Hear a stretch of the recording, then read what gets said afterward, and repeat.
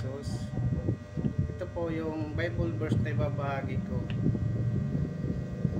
Mga awit 66 verse 19.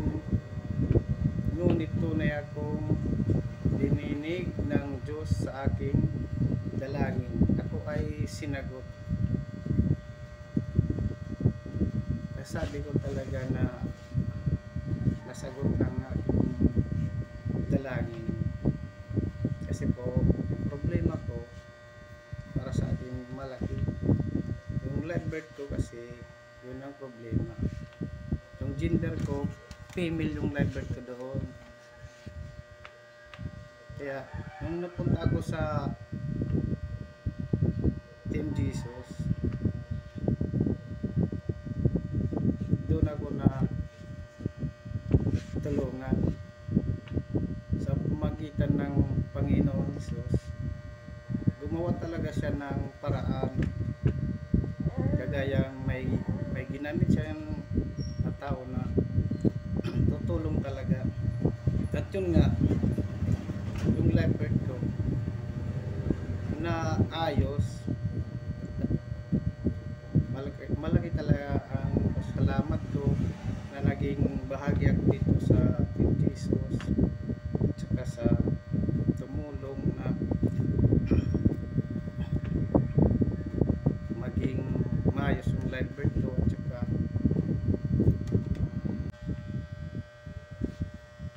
ang Team Jesus ang ginawang instrumento ng ating Panginoong Jesus.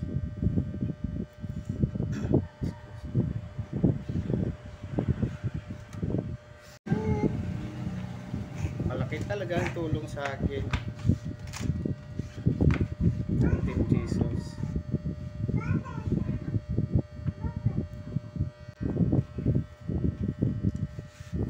Ang Team Jesus talaga ang ginawa ni Panginoong Jesus na instrumento para tumulong. Dahil sa totoo lang, yung panahon pawala-wala talaga kami at saka yung tatay ko wala rin pera, wala rin pangbayad kasi mahal magpaayos talaga ng life birth at saka matagal pa yung process. Pero ay sabi kong hiningin na ni Panginoong Hesus yung mga dahil sa kabutihan ng Panginoong Hesus, binigay sa akin yung live birth na naayos. Nag-ano lang siya ng tao na makakatulong. Talagang masasabi kong napakabuti ng Panginoong Hesus. Siya lang, wala nang iba. Ngayon, yung live birth ko na naayos na, tsaka ano na kami ng Rhea, civil kami, kaya mong purpose na muna ito nga maayos talagang live birth. Kaya nagkuhan ako nagmali pa yung gihapon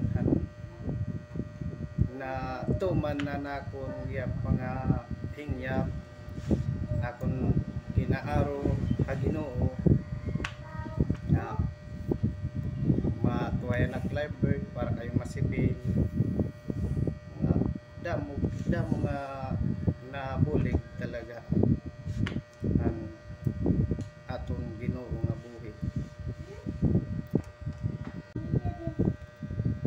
Pasensya na kayo mga kapatid kasi na ano talaga ko na bukod talaga pag Tagalog na nahalon waray. Pasensya na. Praise God, talagang marami akong pasalamat sa kanya. Talagang dinig niya ang panalangin ko sa kanya. Kasi kung ako lang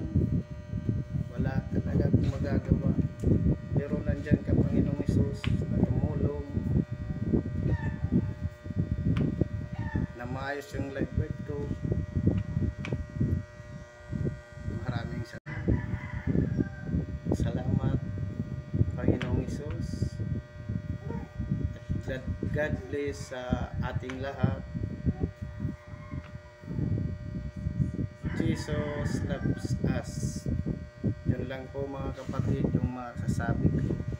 Maraming salamat.